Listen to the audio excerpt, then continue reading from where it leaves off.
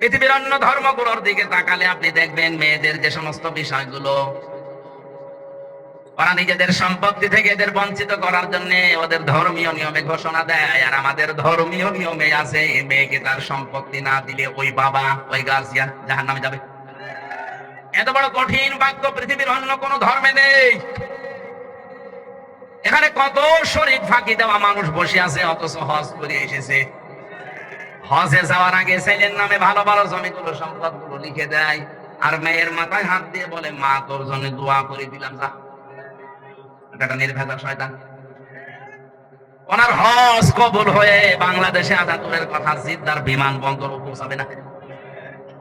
যারা শরীক ফাঁকি দিয়েছেন তাদের বড় ক্ষতি হবে দুইটা। এখানে তাকান, সে মেয়ে হোক, ভাই হোক, বোন হোক, ফুফু হোক, যারা শরীক ফাঁকি দিয়েছেন, এমনকি জনগণ হোক, যারা শরীক ফাঁকি দিয়েছেন, শোনেন তিরমিজি শরীফ, দুইটা ক্ষতি হবে আপনার।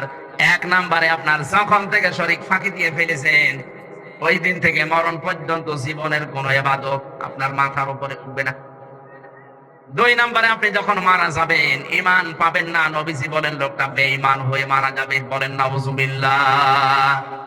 আমার মনে হয় হাদিসটা না বলাই ভালো ছিল, কারণ দিনাজপুরে এরকম দুই নাম্বার লোক নেই।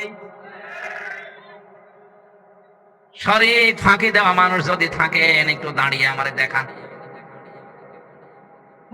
এই ওয়াজ করা আমার মনে হয় ঠিক হয়নি, এটা আল্লাহর ওলি বসে আছে। দিনাজপুরবাসী আল্লাহ পাকের আয়াতের দিকে খেয়াল করেন। আমি কিন্তু তাফসীর আকারে কথা বলছি। আল্লাহ মেয়েদেরও ছেলেদেরও দুই পক্ষে না দিয়ে মাঝামাঝি।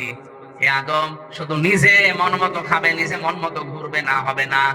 তুমি যেখানে যাবে, যেখানে খাবে, যেই মানের খাবার খাবে, যেই মানের পোশাক পরবে, ওই রকম মানের খাবার পোশাক স্ত্রীকে দেওয়া লাগবে। এটা নফল না, এটা ফরজ। শুধু এতটুকু আল্লাহ শেষ করেননি, ওয়ালা তাকরাবা হাদিহিস শাজারাতা। সাবধান, স্ত্রীকে নিয়ে ঘুরতেও বেড়ানো যাবে, কিন্তু ওই গাছটার কাছে যাবে না। এই গাছটা মানে আল্লাহর বর্ডার। গাছ মানে কি? এটা আল্লাহর নির্ধারিত সীমা, নিষিদ্ধ জায়গা। জান্নাতের ভেতরে একটাই শুধু বর্ডার ছিল, নিষিদ্ধ জায়গা ছিল। এই পৃথিবীতে আমার আল্লাহর প্রায় 500 বর্ডার আছে। কত? আরো জোরে বলেন।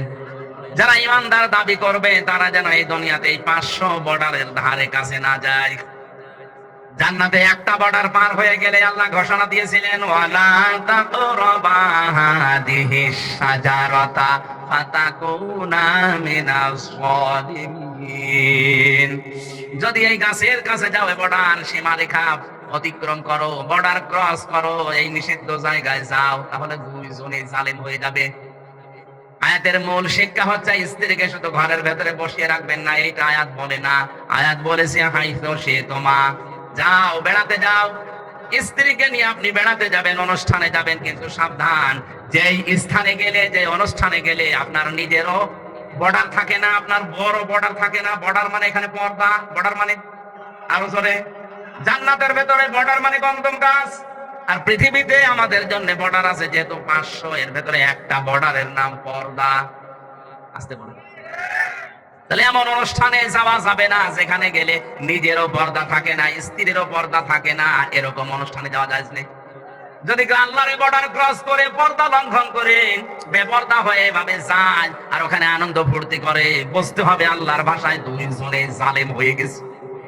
এই হিসাবে বাংলাদেশে এখন জালেম কম না বেশি? আমি পারিবারিক জীবনের কথা বলছিলাম। যে মানুষ বিয়ে করবে তারে নাই দেখা যায় যাচ্ছে, আপনি দুলাভাই হিসাবে গিয়ে আপনিও দেখছেন, আপনার শ্বশুরও দেখতেছে। বলেন নাউজুবিল্লাহ। হারাম কাজ দিয়ে আমাদের শুরু হচ্ছে পরিবার, যে সন্তানাদি গুলো ভালো হবে কি দিয়ে? আশা করছি পারিবারিক জীবনে আমাদের এই আয়াতটা মেনে নেওয়া দরকার, অন্তত পর্দা যেন লঙ্ঘন না হয়। বেপর্দা পরিবারে মেয়ে বিয়ে দেওয়ার চাইতে মেয়েকে এইতে ভাসিয়ে দেওয়া ভালো, কারণ ওখানে গেলেও জাহান্নামের আগুনে পড়বে। এক কথা বলেন না কেন? আমরা পারিবারিক ভাবে যদি একটু সচেতন হই, দেখেন পর্দা, মুসলমানের দেশে পর্দারে পরিবেশ ফিরিয়ে আনেন। হ্যাঁ, অনেকে চেষ্টা চালাচ্ছে।